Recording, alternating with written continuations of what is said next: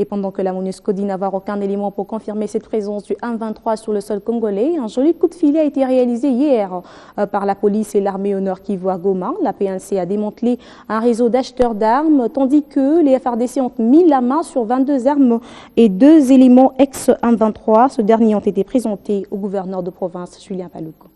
Ils y sont 6, dont une femme.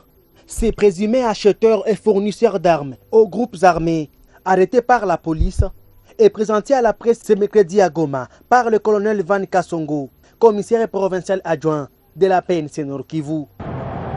Il y a un monsieur qui avait même participé à l'attaque de la ville de Butembo. Le nom c'est Kasereka Seremani. Ces groupes de gens sont venus ici se ravitailler.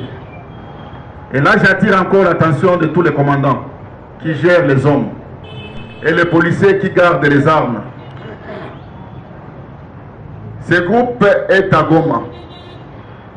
Si la police est parvenue à mettre la main sur un échantillon, cela ne signifie pas qu'il n'y a pas d'autres. Vous devez être éveillés. Si la police a présenté ses acheteurs d'armes, les FARDC par contre ont démantelé un réseau des ex-M23 qui devraient lancer leur rébellion à partir de la ville de Goma et de Bunagana à Rutshuru.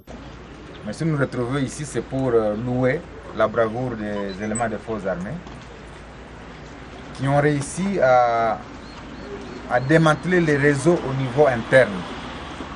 Parce que pour ceux qui ne le savent pas, les réseaux se situent à 2 niveaux. Il y a le niveau externe et le niveau interne. Et les réseaux internes étaient constitués effectivement de ces gens qui devaient se joindre à ceux qui étaient à Bunagana et d'autres lancer déjà une opération au niveau de la ville de Goma pour que ça s'embrase de partout.